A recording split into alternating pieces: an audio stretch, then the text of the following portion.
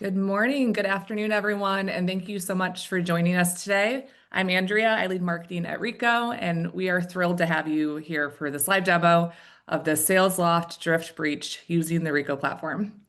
Before we dive in, I want to acknowledge why we're all here today. So if you would go to the next slide, please, Richard. Earlier this year, we saw the biggest SaaS breach of 2025, the SalesLoft Drift attack that compromised over 700 companies. Attackers exploited something most security teams couldn't even see, that SaaS to SaaS integrations and OAuth tokens.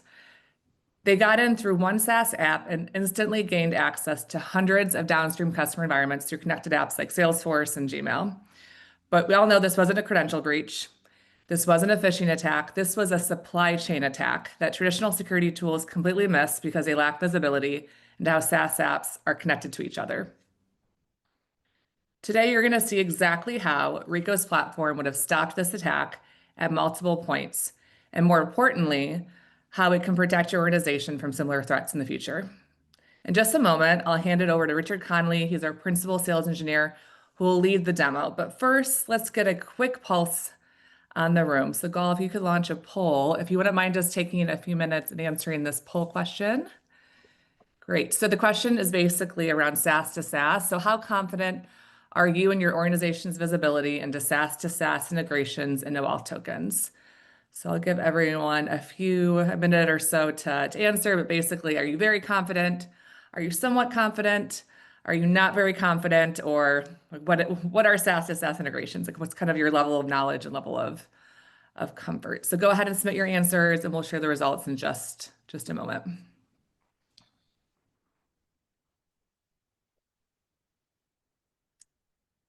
Give everyone a few more seconds to answer. Okay, great. I don't know, Gal, if you want to launch the results, let's take a look. Awesome. Okay, so interesting. So we have somewhat confident. It was the majority of the responses. So if you selected C, you're definitely not alone, and you're going to see exactly how Reco can solve this challenge today. So, all right, without further ado, let me hand it over to Richard. All right. Hello, everyone. My name is Richard Conley. I am the principal sales engineer here at Reco, and I am looking forward to sort of walking through the SalesLoft Drift sort of breach details. So essentially, what we're going to do is sort of talk through a general outline of what happened, but I also want to show you sort of how Reco can help, or a solution that, obviously provides this value can assist in this type of in the event of this type of attack. So while this is loading up in the background here, I'm just going to go ahead and jump in. The attack started. This is the initial attack vector. The attack started with a compromise of SalesLoft's GitHub accounts. So essentially, through March and June of 2025, the attackers had downloaded content from multiple repositories. They added a guest account, and they established workflows within the GitHub environment of SalesLoft. When they were in there, they used this time to do reconnaissance and build out information on both SalesLoft and the Drift application environments. From there, they leveraged their position to essentially extend access into the AWS environment. This is where things get interesting as they started to dig deeper and they stole OAuth tokens for Drift customers who had their technology integrations up and operational. So essentially, the attack started as a focused attack on SalesLoft based on SalesLoft GitHub access. And within that 6-month time frame, the GitHub account was compromised. They were able to gather up enough data and information to systematically move from GitHub repositories into Drift's AWS environment. At which point, token theft was the main goal, right? After gathering up all of the customer tokens, they did a couple tests and were able to discover that they could use those tokens to sort of extend the access associated with the token rights and sort of take action within the customer environments based on this.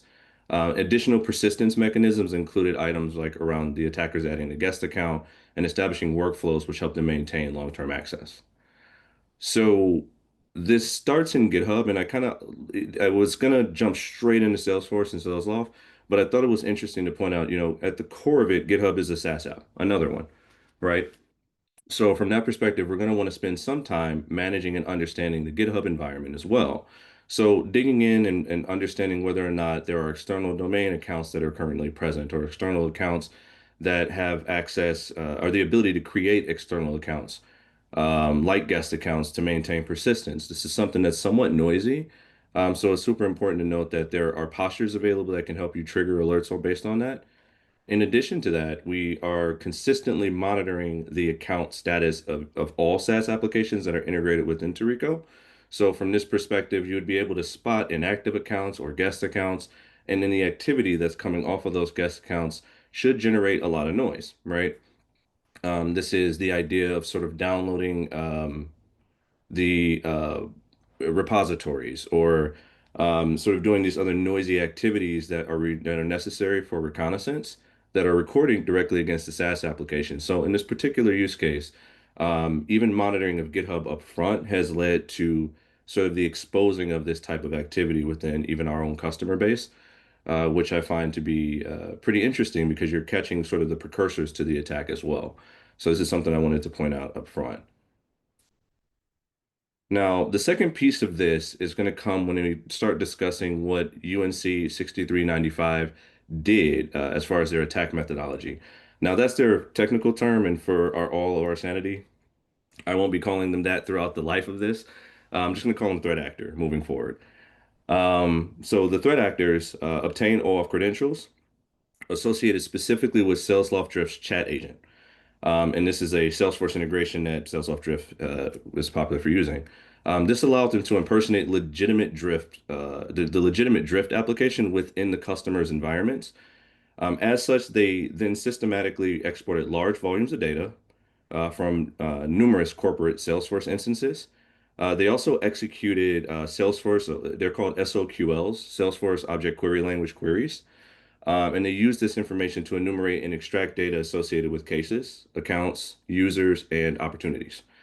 And last but not least, they tried to be a little bit clever in how they did this. So what they did was they would launch off what we call queries, and those count queries would assess the data volume before exfiltration so that they didn't go too excessive, as it might have rang some bells for Salesforce security. So they essentially ran a count to understand how many records there were and then took bite-sized chunks of the data over the integration itself.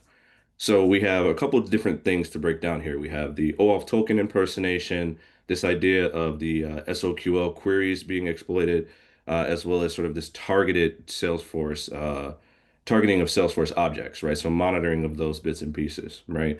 And a lot of this is pretty typical. So as you can see here, we have a bit of a splash map of our Salesforce integration within our own environment.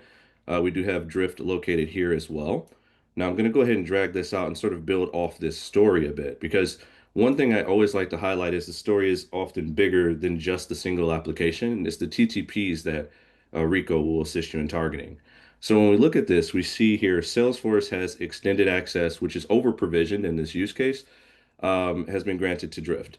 If we scroll down, we'll see some really popular things like view user PII or consent to API update. There's the ability to manage users, which, by the way, was an additional step that the threat actors took as they established administrative accounts within Salesforce during this time to maintain persistence.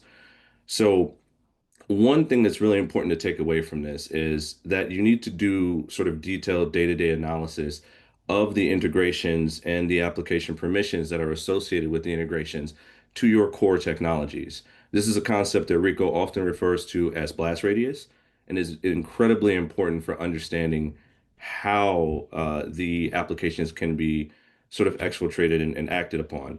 Because while we're discussing Drift exclusively, the reality is that it could be any of these companies, anyone that has extensive permissions that are built out that are maybe being granted because an administrator used his own credentials to grant the access because that was easier than building out permission specific roles. Or the application does actually require those permissions. However, you need to monitor the events and use cases that are coming off of that application to ensure that they align with the use case of the application. Because under very few to no circumstances should a Drift integration be exfiltrating large data sets associated with cases, accounts, users, and opportunities. So this should trigger alerts and alarms within the solution Reco, of course, has quite a few, which we'll touch on in a bit. But this is one piece I wanted to draw your attention to. Gul, do you have any additional insight on this portion? Yeah, the least privilege access and token rotation is super important here. Like you have so many apps connected to your other SaaS application, especially today with the agent and AI that you want to interconnect between all the apps and correlate the data. So you need to assume that all integration are at risk, and you need to make sure at least there are scope minimization and least privilege access. So your next agent will not act as things that you don't want them to do. And also as any of those vendors can be compromised. So it's important to review and give only the permissions that needed. Absolutely. Thank you. So in addition to this piece, while we're on this screen, I wanted to draw your attention to some new information. So this is based on new information identified by the Google Threat Intelligence Group. The scope of the compromise was not actually exclusive to Salesforce integration, so it kind of plays into the story we're talking about today. As it turns out that the SalesLoft Drift integration impacted others down the line. So on August 9th, the threat actor used tokens to also access email, which was associated with a very small number of Google Workspace accounts. So I have an example here where if we look at just the expanded view, we can sort of drill down on just that. So as we can see here, I'm expanding the view to include both Google and Salesforce. A bit of an eye chart, but I'm going to zoom in just a moment, and I'm going to search for Drift. And when we pull specifically Drift up, you'll notice that Drift has two items connected to it. In this case, the connections represent Drift connections that went one integration, instance ID into Salesforce, one integration instance ID into Google Workspace with Gmail read-only permissions, right? So being able to understand the complexities of interconnected applications within your environment is incredibly important. And being able to notice these and use these sort of variables as potential fodder for threat detection and response activities is also, of course, inherently important. So, at a glance, you're able to see that this, even the drift violation itself, the drift breach, also affected additional solutions in the market. While it was a very small number of Google Workspace accounts, it's still worth noting, right? This represents a multi-platform compromise, universal integration risk, and potentially a massive scale impact, right? There are over 700 organizations across multiple industries that were affected by this breach. Gal, did you have any additional commentary around this piece as well? No, you can continue. Excellent. All right. So, in addition to this portion, and this is where we're going to start talking a bit around the threat detection pieces as well. There were some anti-forensic and evasion techniques that the threat actor demonstrated. During this piece, there were some operational security awareness shown by the threat actors as they deleted query jobs. However, they did not clear the logs. So, solutions like Reco, which pull audit and event data directly down, will see both the instance of the query taking place and the logs associated with it. So, regardless of whether or not they deleted it from the record, we would still have seen it. We would have an episode of that, an event recorded for that. But it's one of those things where you're not going to see it if you're not monitoring it. In addition to this, to hide their infrastructure, they use Tor, which is incredibly common, right? As Tor exit nodes are a popular means for this type of activity, and for obfuscating your information and your source IP address. In addition to that, they use some strange user agent strings, notably associated with data theft, or commonly, I should say, associated with data theft tactics, things like Python requests for custom tooling, which they had built a custom tool called the Salesforce Multi-Org Fetcher and Salesforce CLI 1.0. Using both of those methodologies, they were able to sort of then extract the information in a programmatic way so that they didn't have to do this over 700 times, right? So this goes back to some really interesting elements of threat detection and response across SaaS. So since Reco has the capability of looking across SaaS for different alerts, regardless of whether or not it came from Salesforce or something else. There are some common alerts that exist here. One is access from a malicious IP, which I'd like to point out and note does alert or alarm based on Tor. So if someone is using a Tor exit node, we will see that. There are other elements to this alert and that will fire based on that, but Tor is a piece of it because we know they're trying to mask their location through the use of like the Tor Onion browser or Tor exit nodes. So with this information, we're able to flag and say, hey, there appears to be access from a malicious IP. Interesting fact, we do have customers who also did experience a piece of this. And essentially, the Tor exit node access from malicious IP was the first thing that we were able to spot in those customers in order to identify this. In addition to this alert, we have a couple others I've already kind of bookmarked here. We have one which is activity from a suspicious user agent. This is one that is going to trigger alerts and alarms based on user agents attempting to camouflage their activity through legitimate web requests. A great explanation for this one is the use of like the Python, the Salesforce multi-org fetcher, the Python scripts themselves in order to do what would normally be tied to either machine commands or human-based commands is strange. So it would almost always flag as a suspicious user agent. We see this in prospect and customer environments when, for some reason, a secretary is executing Python commands, right? And it's something that's strange about that. So we trigger alarms because it breaks from the norm. In addition to that, we also have the activity from unusual user agents that occurs. And the activity from unusual user agents is tied exclusively to sort of these strange, like unknown long strings of numbers, things that people use to obfuscate what the user agent actually is. These will trigger alerts and alarms. And last but not least, there are some specific things that tie into the solution as well that would trigger around excessive report export activity, among other alerts and alarms that would trigger due to this type of activity. As we can see, pulling information around contact users or audit activity, et cetera, will create an alert or alarm based on this. So we have some logic here to ensure that when people are doing something in excess, it's flagged.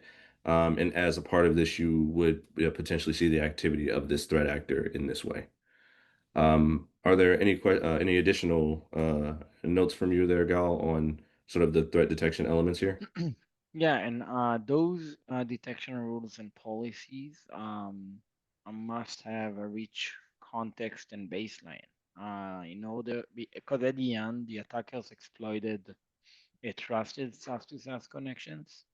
So in order to detect it, you must have a baseline in order to generate those alerts related to behavioral anomalies and of legitimate integrations. And though this baseline, because the attackers exploited multiple apps, multiple tokens such as Salesforce and Google, you need to do it cross SaaS and not per silo. Absolutely. So just to kind of wrap the story up, on August 20th, Salesforce and SalesLoft did disable all drift locations globally, halting attacker activity. They also revoked all active OAuth tokens, which, kudos, right? It was an immediate containment action. There was vendor collaboration between both Salesforce, SalesLoft, and affected customer orgs.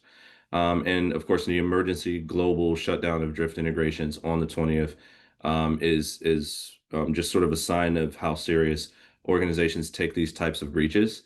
The one thing I would just point out is that while SalesLoft is the one that we're talking about today and the one that many people will be hosting webinars and digging deep into, I think that it's important to note that the TTPs that were used here can be used against any organization with public-facing GitHubs, any organization that's not sort of proactively monitoring those bits and pieces. And given that there are so many SaaS applications, right, that proliferation of SaaS applications that leads to the app sprawl that, frankly, incentivizes people to call Reco in the first place, it's really important to understand what's going on in your SaaS ecosystem to have an understanding of what's happening here. And it's not just tied to SalesLoft, it can really be anyone. And I think that's really the key, this sort of proactive management of your SaaS ecosystem. And this calls forth the importance of this. There are a couple of notes here, Gal. I'm not sure if we want to dive into just sort of general implications around this before we maybe open up a brief discussion with Andrea here.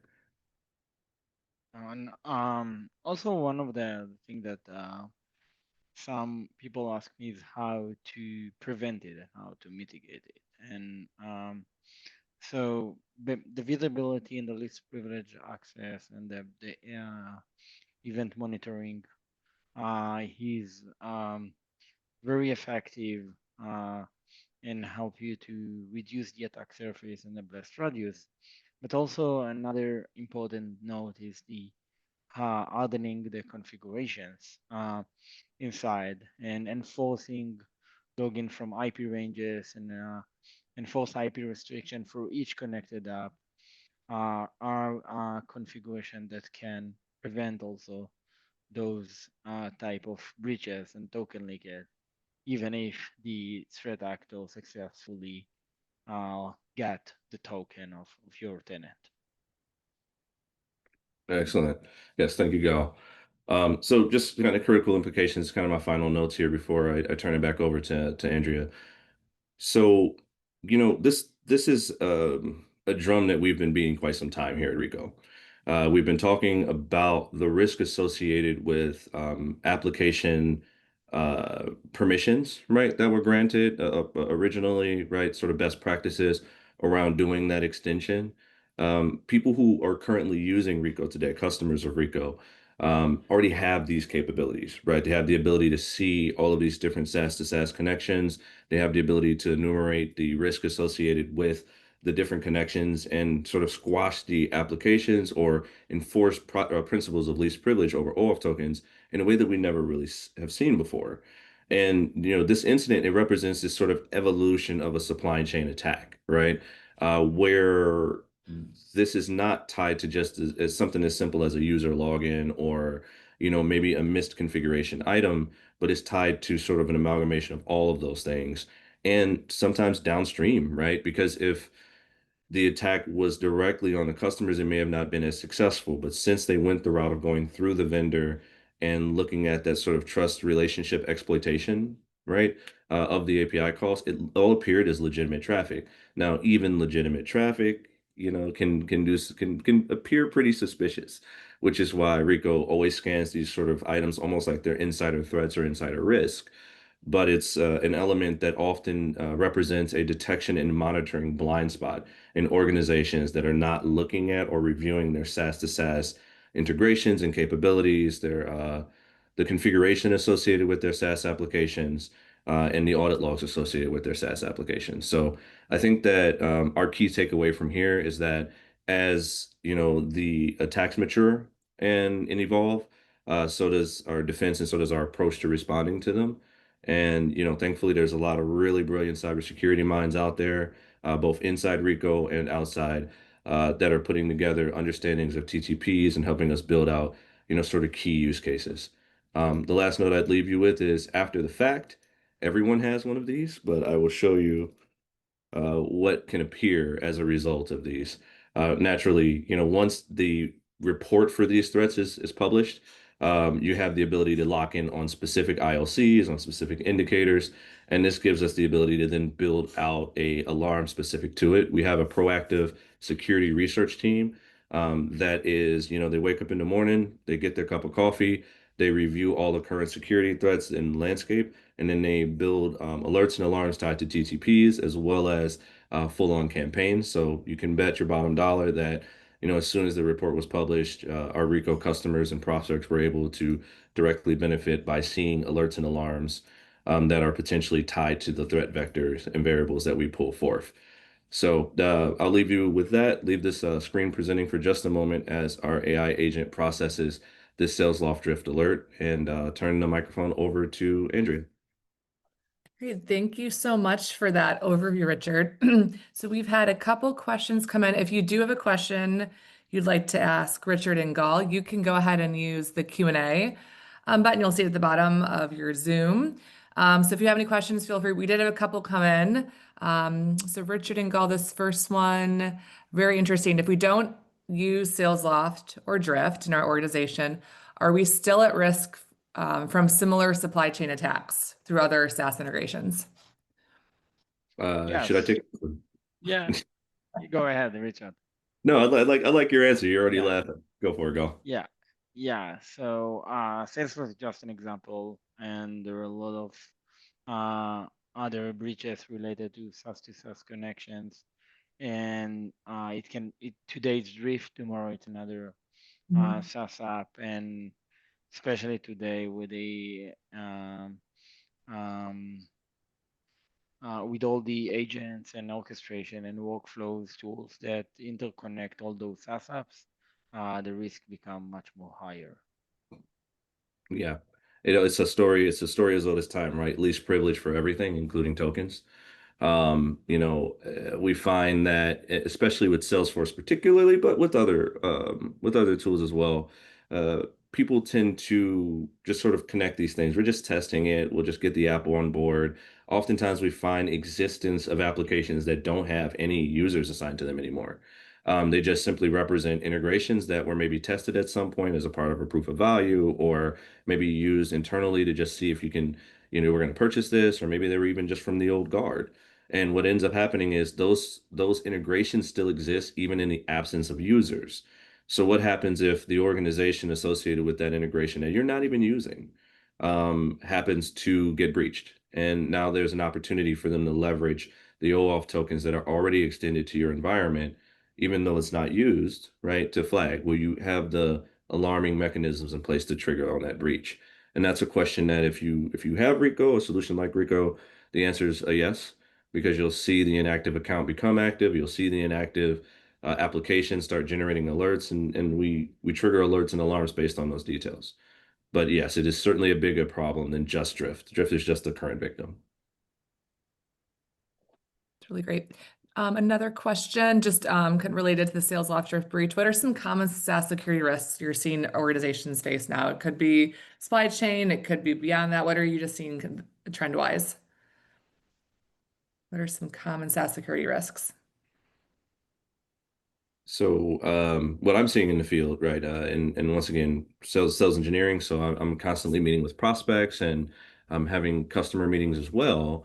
One of the more common things I'm seeing is actually the proliferation of AI when it comes to AI governance. So what we're seeing is AI agents extended into different applications. We call it embedded AI in Reco. And that being used, you have a contract, right, with Zoom. And that contract is very clear in what it allows for the processing of data, so on and so forth. AI agents sort of operate in a different space. And if an AI agent is enabled in a Zoom environment without, sort of administrative understanding of what happened, then what can happen is all of those meeting transcripts and information will get fed into its LLM, which then is just expanded attack surface. So what we're starting to see is that story unfold. People having files that are readable by everyone and then expanding the attack surface from there. There are all these different sort of elements that are popping up. So I would say that the next biggest risk, right, as we still have to protect our flanks clearly, the next biggest risk I would see is probably associated to the AI governance portion in the AI landscape. No, Golf, you have anything to add to that? It's a risk around the data protection and privacy. So we see more and more requests around data protection and file permissions in OneDrive, SharePoint, etc. So it's another layer that's important in those SaaS tools. That's great. There's another one that came in this one. I'm sure everyone's kind of thinking about this now with the proliferation of AI. So how would you recommend organizations balance security controls, having those guardrails and that governance in place with employee productivity when it comes to SaaS apps? Because we definitely don't want to block, we don't want to slow people down, and we want them to do great work, but just how do you put those guardrails in place? How would you recommend organizations think about that when it comes to SaaS? So first is under know what are the SaaS apps that your organization use and get the visibility and understand if those apps are aligned with your policies, if it's compliance policies, privacy policies, And once you approve them, set the controls around and policies around identities such as an MFA, event monitoring, and least privilege access. So employee can stay productive and security is not in their way. So continuously reduce the blast radius, but also enable the business if those apps are in line with your security policies. Richard, anything to add? That was a great answer. And just want to add, going back to the previous question around SaaS first, we just had a attendee write in. This is a security SaaS administrator, and they mentioned that they're seeing a lot of insecure APIs, web apps, especially around AI, data governance, et cetera. So definitely seeing that in the wild. Okay, last question that just came in. This is interesting. So thinking about AI, where AI is obviously top of mind, should organizations be worried about AI tools like ChatGPT or Copilot connecting to corporate data? What's the risk there? Like, what's the level of concern, I guess, organizations should realistically have? Yeah, so the at the end there are risks not because AI tools like ChatGPT or Copilot are inherently insecure, but because they often require like broad access to corporate data to be useful, that create the same kind of like integration risk we have seen in the Drift incident. So long life tokens, white permissions when ChatGPT and Anthropic release the integration and connection to your enterprise data storage. And if you have limited visibility into how the data is being used, you should be worried. Right. And the danger is less about the AI itself, I think, and more about how it's connected.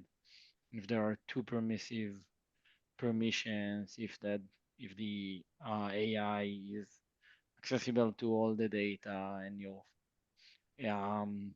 data in Salesforce or in Google, then if one potential compromised account can exfiltrate all your data across your entire SaaS. So um, yeah, that's a risk, but that should be managed. I think to me, it's just a story around control. Um, so AI is too useful to be ignored. Um, you see it with the growth in vibe coding through applications like Cursor. You see it with, everyone from, probably your grandmother to your coworkers, right, using ChatGPT or Anthropic's Claude or some of those other platforms to just answer simple questions, right? Um, with that being the case, people are going to use it.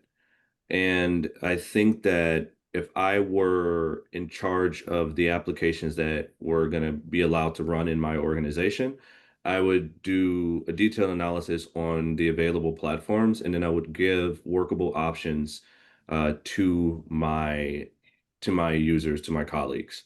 This way, security is being, advisory, but helpful, and ensuring that you have control over the data and visibility into the prompts and visibility into the scope of information that's allowed to be scanned, as well as ownership of the data, right? Because if you are using public instances of these, oftentimes it's a part of the sort of user agreement that they can use the data you're putting in to train on their models, right?